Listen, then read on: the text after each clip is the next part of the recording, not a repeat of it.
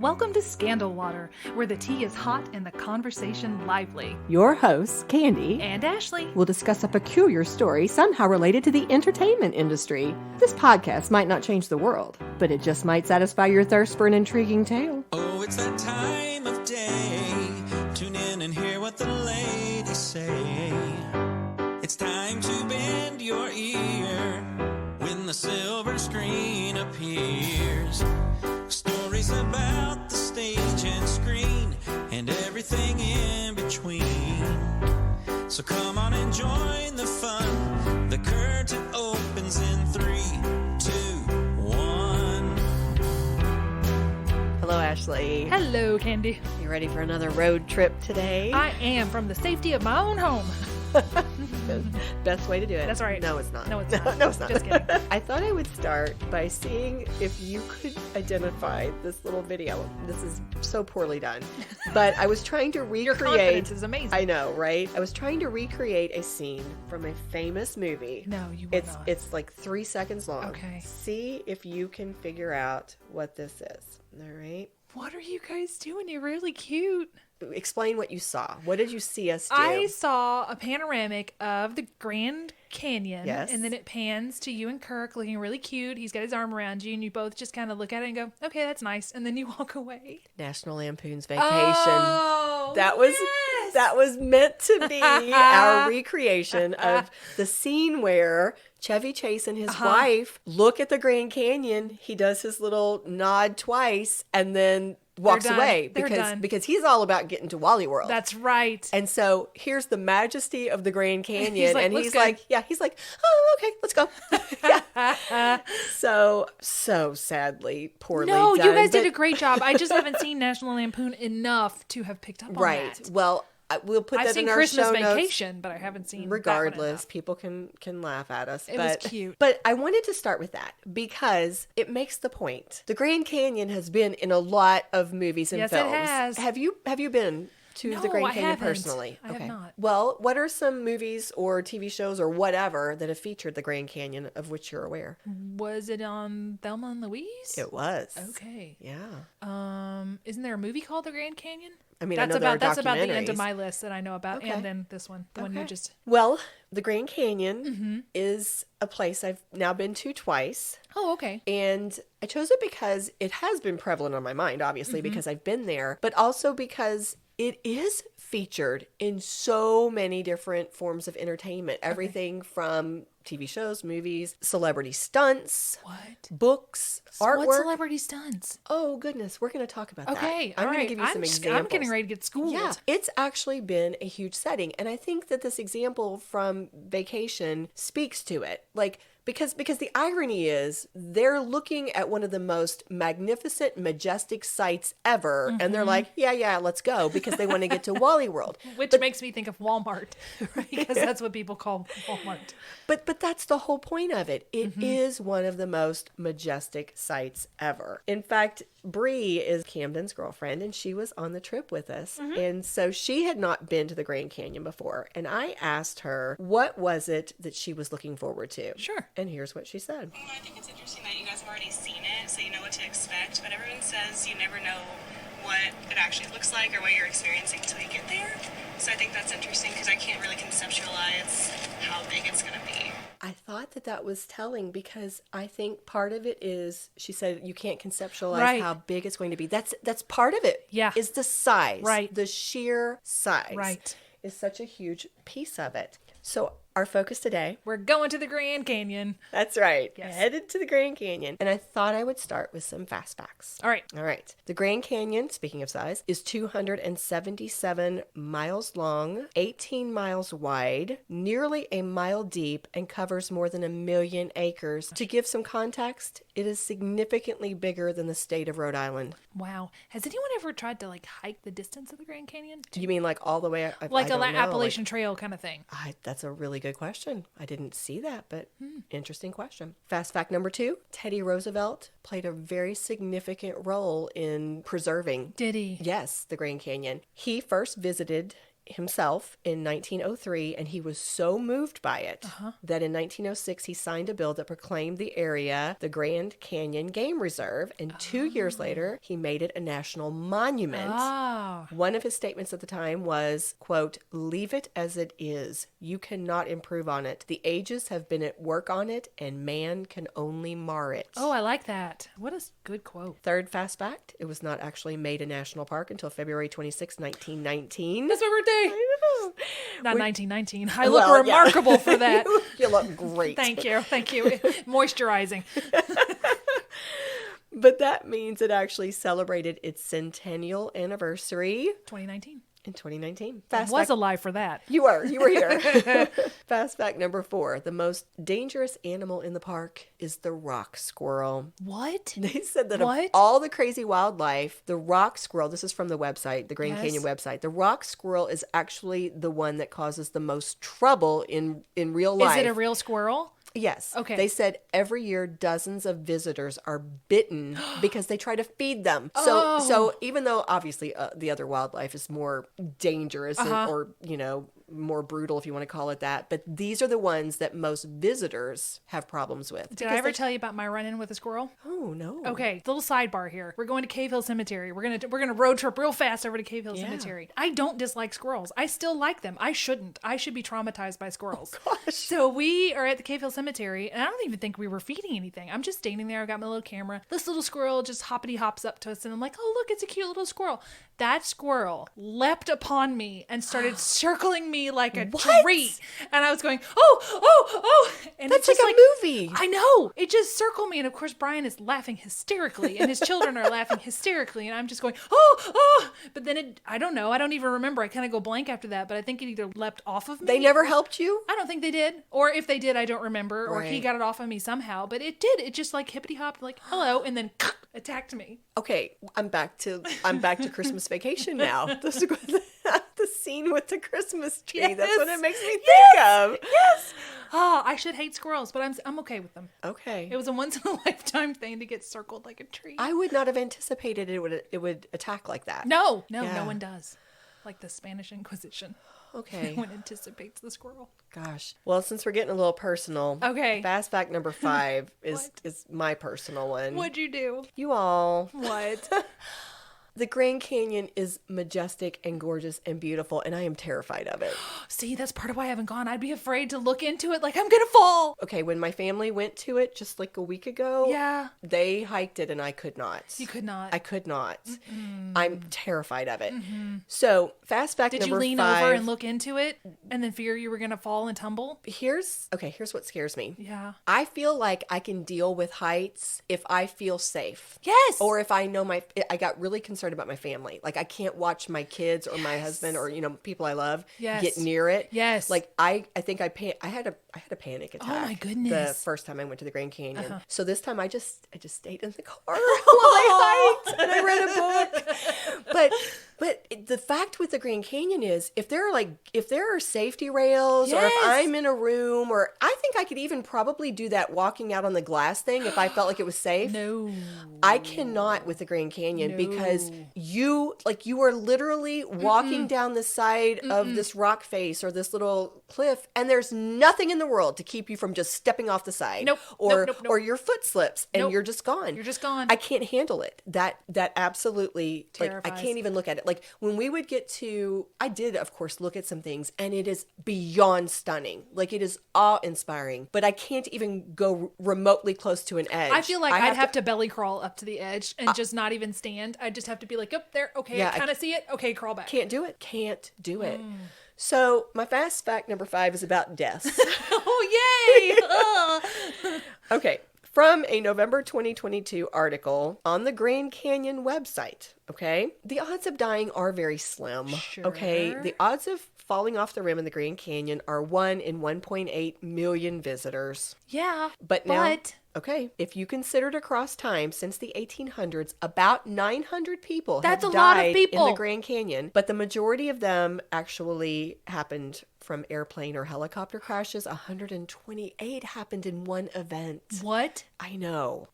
Now, the number 2 cause of death alternates. It kind of goes back and forth. It's Spouses. Thank you. I literally have said that. Yeah. I'm pushing somebody. Yes, don't have a fight with your spouse before you go see the Grand Canyon. Okay, but they said the number 2 cause alternates between falling, thank you, or heat-related hydration issues. Okay, that's about 200 to 250 deaths each over the course of all these years. Okay, but let's zoom in more. Oh my gosh. If you look at just in a single year, Yeah. they average around 12 deaths No. per year, which could include, yes, natural causes, medical problems, suicide, heat, drowning, traffic crashes. It could be a lot of different things. But on average, 2 or 3 deaths per year are from accidental falls over the rim, according to one of the park's spokespeople. And sometimes there are like these flukes. In 2019, 3 people fell within weeks of each other and died. Why? 2 of them because they lost their footing while they were taking photos. No, see, no.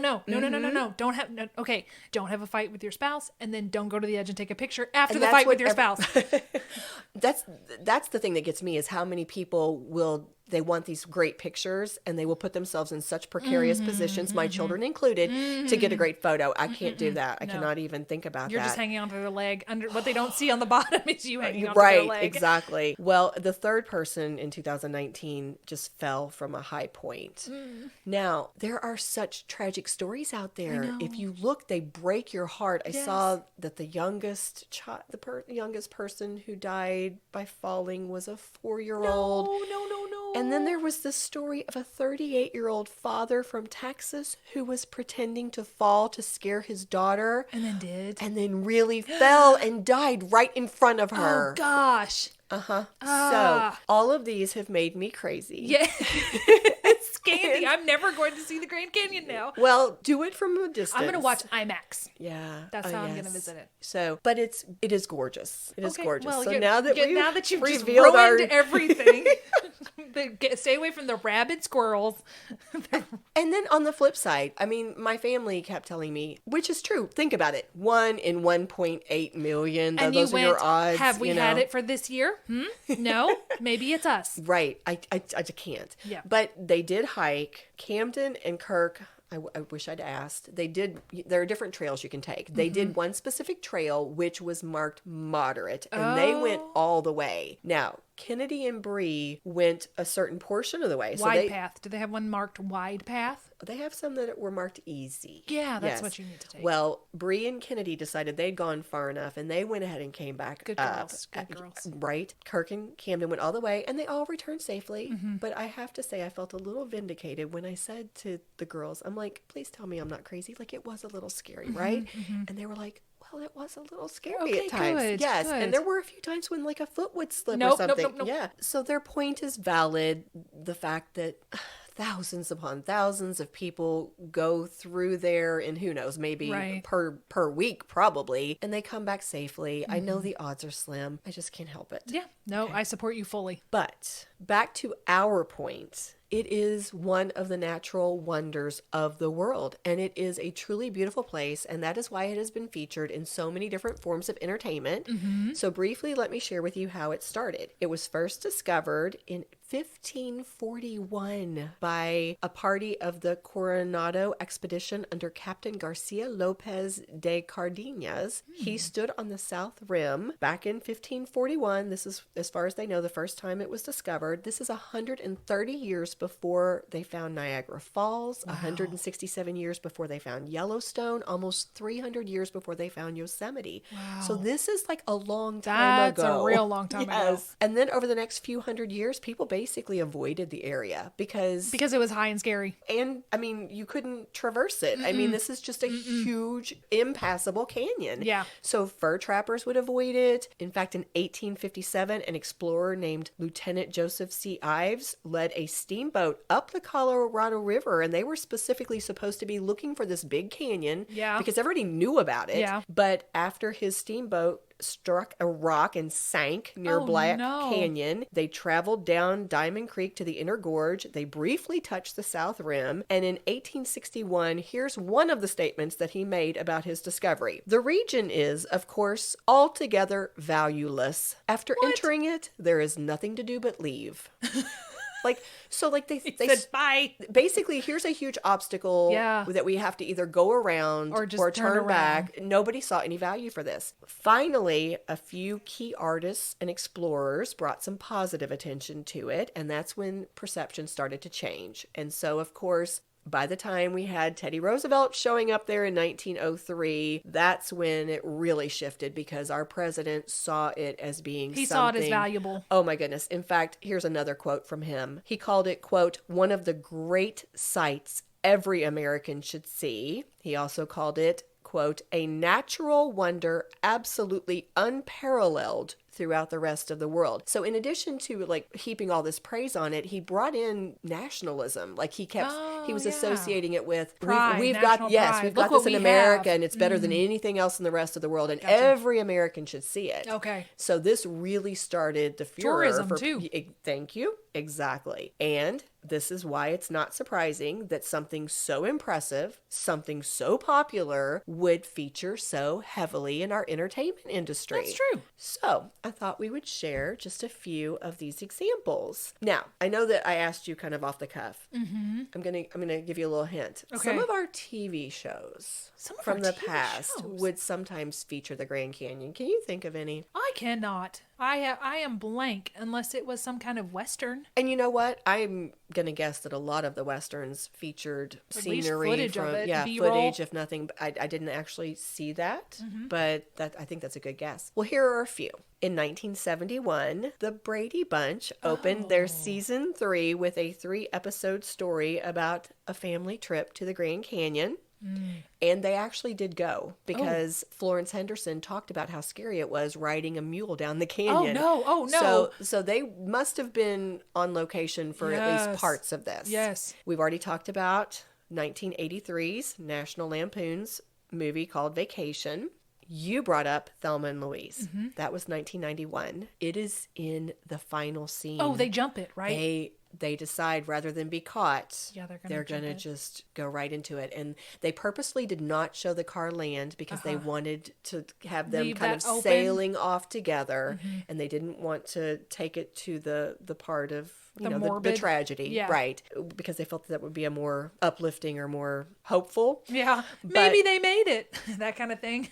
But now here's where there's an interesting little tidbit. They were not allowed to actually film that on the Grand Canyon site. I wouldn't think so. And the obvious reason is they did not want any copycats. Oh. Yeah. Yeah. But one of the things that was mentioned by someone who worked for the park was at least 2 people did take their lives by driving over the rim of the Grand Canyon after the movie was released. So that is the type of, it can actually inspire copycats sometimes with films. I know, That's very so tragic, sad. very tragic. So that brings us to this point. So many of our shows, our TV shows, movies, they bill themselves as being in the Grand Canyon. Most of them are not. It is very, very hard to get approval to actually do things Because in the it's so Grand dangerous. Canyon. And the Brady Bunch got approval? Well, yes. They weren't doing anything other than climbing. They weren't doing anything dangerous. Okay. So there was a 2018 article in the Seattle Times that came out right around the time that Will Smith was preparing to do a bungee jump from a helicopter to celebrate his 50th birthday. And they were billing this as, oh, he's doing it over the heart of the Grand Canyon. And he was not. And so in this article is where they basically explained it. They said that the park turns down most of the proposals they get because the spokesperson who was interviewed shared that they feel, number one, responsible for protecting the assets of the park. Sure. So they have to make sure that nothing's going to happen that's going to damage the Grand Canyon itself. Here's a quote from one of those spokespeople. Okay. It's everything relating to safety, impacts to visitors, and impacts to the resources. She said, events must not unreasonably impair the park's atmosphere of peace and tranquility or have an unacceptable impact on the experience of park visitors. Sure, yeah. So part of it is it going to affect the Grand Canyon? Part of it is it going to affect tourism and the people who are attending there? And then they do think about their educational values. It has to align with our educational values.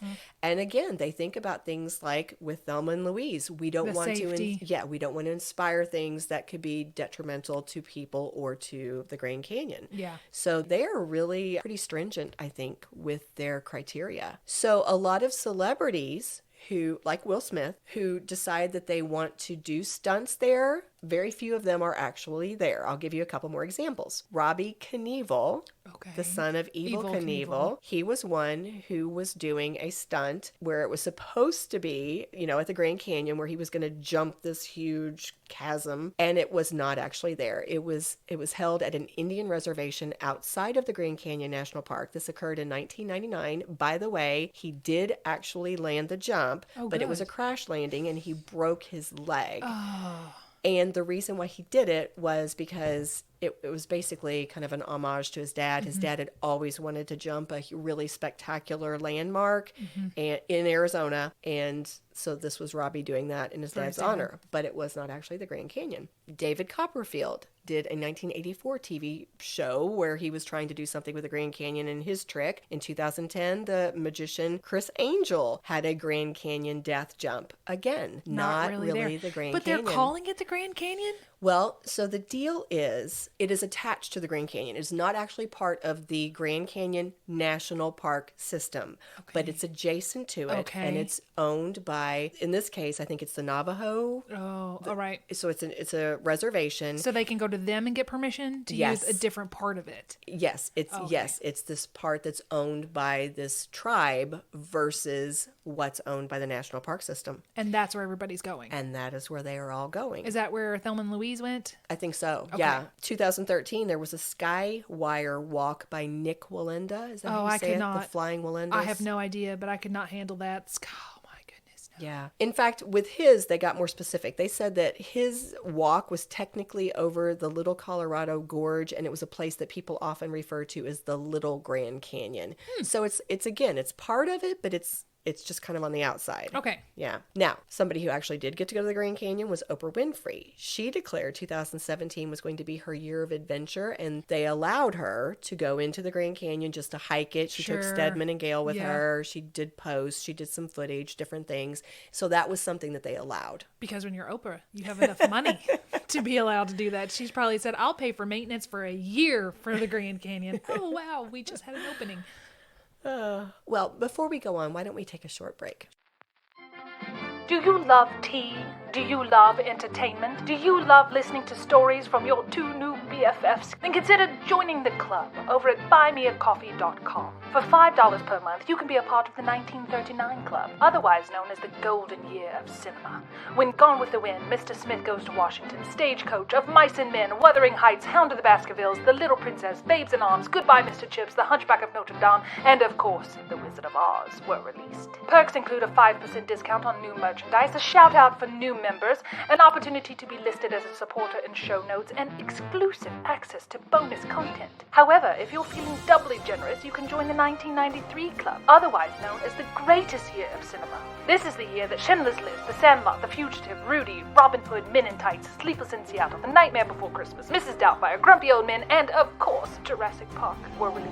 Additional perks in this club include a 10% discount on Scandal Water merchandise, the opportunity to record a shout-out of your own, and the chance to vote in our guaranteed content poll, along with the warm and sunny feeling that you're supporting your besties. If clubbing isn't your thing, there's a one-time gift option too. Either way, those who support Scandal Water report fewer bad hair days, more green lights in traffic, and a grander sense of purpose and wonder at least once per day. Scandal Water, we do the research, so you don't have to.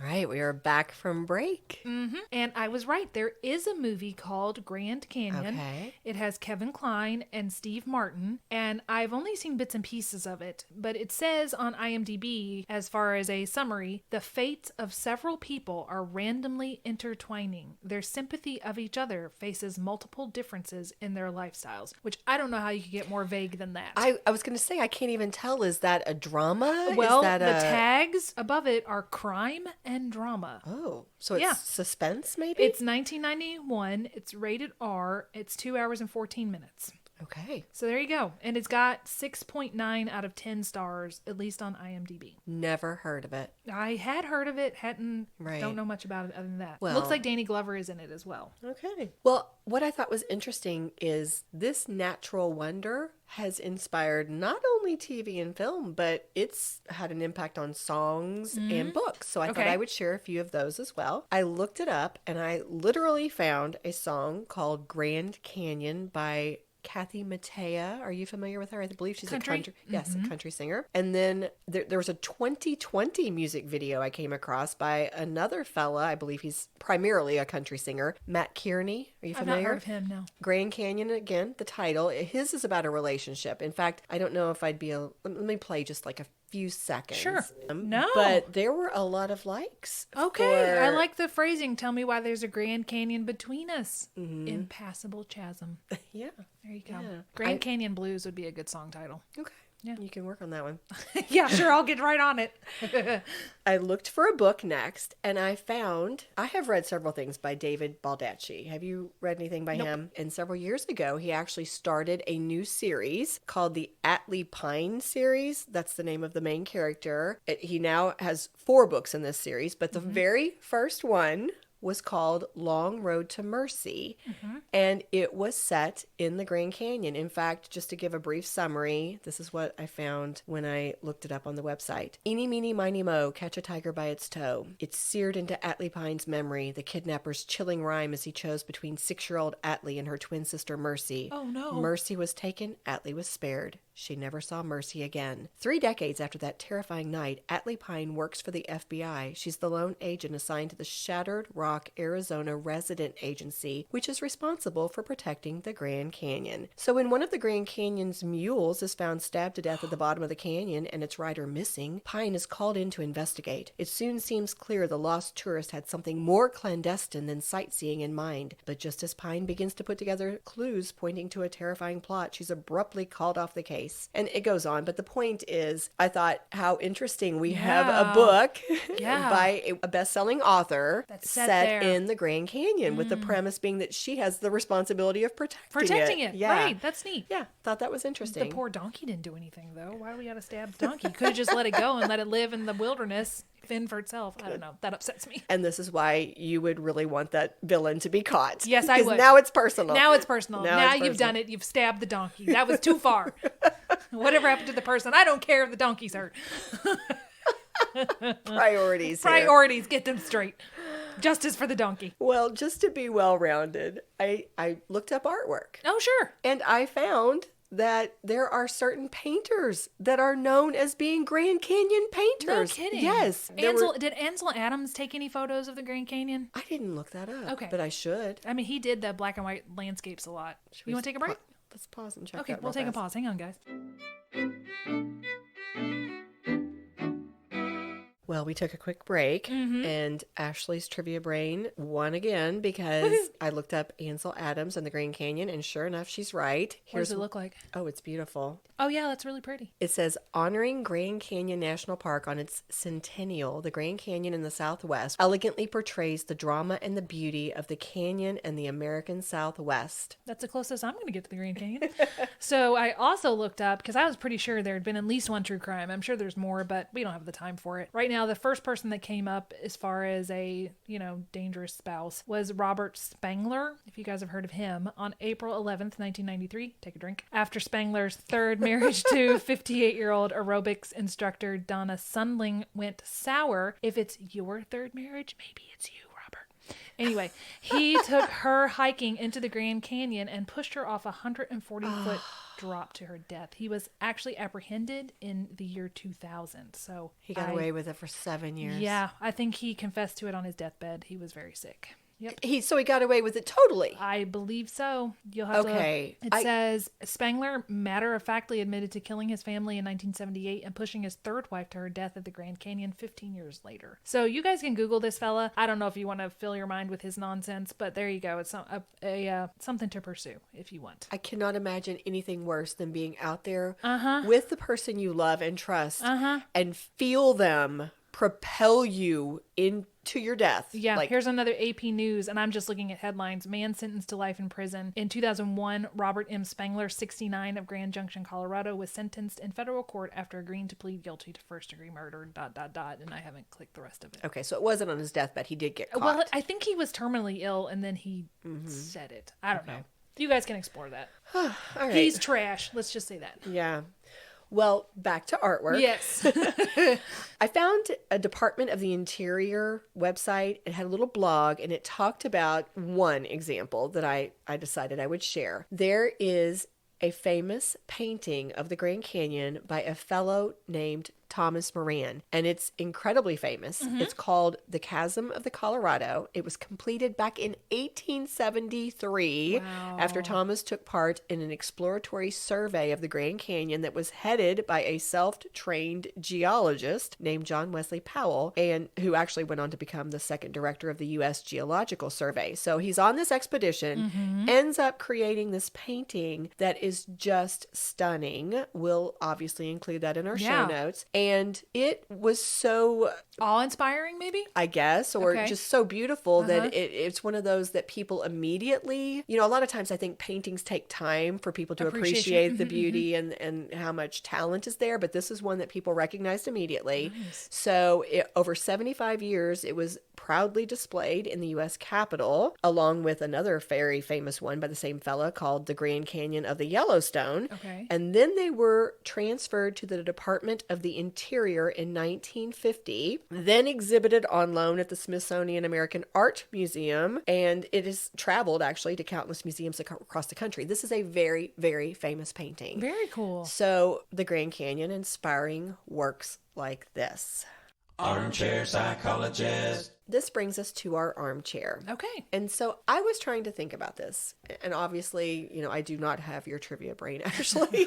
You're getting one, though, with all of these episodes. Well, I mean, there's You're a lot getting packed in here. Yep, That's true. But I can't, off the top of my head, think of other national parks that have inspired the same kind of focus or being used as a setting for so many different, TV shows, films, movies, whatever. Why do we think Why? that is? Yes. Well, gosh, having not been there, maybe you can answer it more than I can. But just as off the top of my head, it must be so magnificent that it begs to be talked about. Or maybe it is such a unique landmark that the uniqueness of it, I was thinking, isn't there Big Sur, the forest, but then I've never been there either. So is that so unique that once you go there, you can immediately recognize that you're in Big Sur? If that's the name of it, I'm not sure. Or, I don't know. It's sort of like a Disney World. There's only a Disney World, and when you see it, it's Disney World. Or Paris, it's Paris by the Eiffel Tower. Is this our version of that? I think that's a good point. The fact that it is one of a kind. I've never seen anything like it. Could it also be the scarcity that they allow the permission? So if you get the permission, it's like, ooh, this makes it even more unique. Like, we got permission to do something here,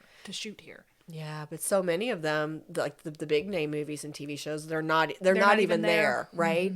I think it goes back also to size. It's almost like it's a benchmark. When you go to compare things, you need the baseline. You need that point of comparison. And I feel like the Grand Canyon is always like, it is the most. It is the biggest. It is the most awe-inspiring. It's like almost kind of like this, if I want to do something that's impressive, if I want to do a stunt, what's going to be bigger than the Grand Canyon? Yeah, what's going to be more impressive than the Grand Canyon? Right. It's like that's the one they go to as kind of their mark, So I feel like that's part of it. I think it goes back to what Teddy Roosevelt said back in 1903. He said it's one of the great sights every American should see. I agree with that. Okay. He also said it is a natural wonder, absolutely unparalleled throughout the rest of the world. And I think that's it, right? You said its uniqueness. It's unique. The fact that it's unparalleled.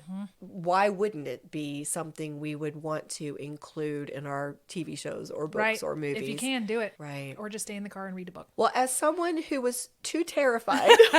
Who did stay in the car and read a book? Well, here's the thing. Okay, I'm going to say. Okay. I stayed in the car because I could not make myself go into it and risk my life. Yes. And I didn't want to see my family risk, in my view. Right. In my view, risking their lives. I'm sure everybody thinks I'm crazy. But I don't. I support you. Well, that's how it felt to me. Yeah. But I did stand safely back. And Well, you at least shot that video. I did. Several times, like I went to places where, like along the rim, and I kept my distance because it would be a shame. Like it would be awful not to have seen that. Yeah. It was awe-inspiring. I was going to ask you, when you, in your limited view, when you went up to it, what are the first words that come to your mind? What did Bree end up saying about it? Well, honestly, I think it's one of those things where words can't capture it. Okay. It literally takes your breath away. You look at it and it just feels like it's almost a reverent experience. Yeah. You know, Yeah. it is just absolutely stunning. And the size of it does hit you. If she used that word, it's hard to conceptualize. Even as you're taking it in, you're having trouble processing it. And that's why I'm so glad I've seen it. Yeah. I 100% understand why it is so prominent and why, you know, everybody reacts to it the way they do. I'm just afraid to be in it. Yeah.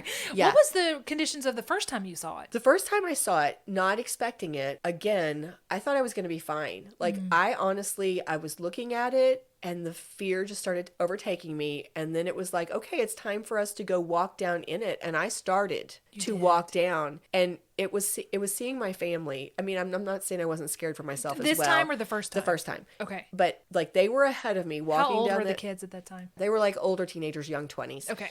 But the point is, I was seeing them walk ahead of me, and I was looking at how one misstep, like in my mind, it was like following them to potential death. And I could not do it. I've never in my life had a panic attack. I think I had a panic attack. I mean, I felt embarrassed about it because I was like, I can't, you all, I can't. I was brought to tears. I was like, you all can go. I can't see you go. Yeah. I can't watch you. Yeah. I have to go. And so I went up to the top and I was like, take your time, because I didn't want to be the crazy woman.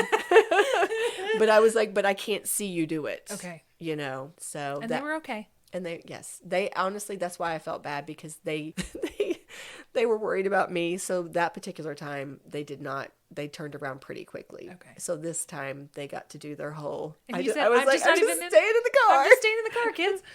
Yeah. All right. Now I feel embarrassed. No, don't feel embarrassed. You're a good mom. That's sweet. Wow. But all that said, it is a wonder. I do believe that everybody should see it. And so I think that that's what we do for our cheers. Okay. Cheers to, can you cheers a monument? I don't know. Let's cheers Teddy, who saw the value of There the we monument. go. I like it. All right. Cheers to you, Teddy. Cheers. If you love what we do, please rate and review our show. Or you can become a supporter by making a donation through buymeacoffee.com/scandalwaterpod. Whether a single gift or a recurring monthly donation, it would go a long way towards supporting our work and allowing us to keep the tea brewing. At our website, www.scandalwaterpodcast.com, you can submit questions or your own story ideas, access our sources and show notes, see the merch we offer for sale, and more. You can join the Scandal Water community through our Scandal Water Podcast Facebook page, or follow us on Instagram or TikTok at Scandal Water Podcast. This episode was executive produced by Candy Thomas, that's me, and Ashley Raymer Brown. That's me. It was researched and written by Candy Thomas and edited by Ashley Raymer Brown. A special thank you to Josh Martin, who wrote, composed, and performed the Scandal Water theme and other music, Matt C. Adams, who created the artwork, and Joshua Reith, who designed our website and provides ongoing technical support. As a reminder, this podcast is purely for entertainment purposes. The thoughts and opinions of the host during each episode of Scandal Water are their own and do not reflect the opinions of any future guests, advertisers, or clearly professional psychologists. Thanks for listening.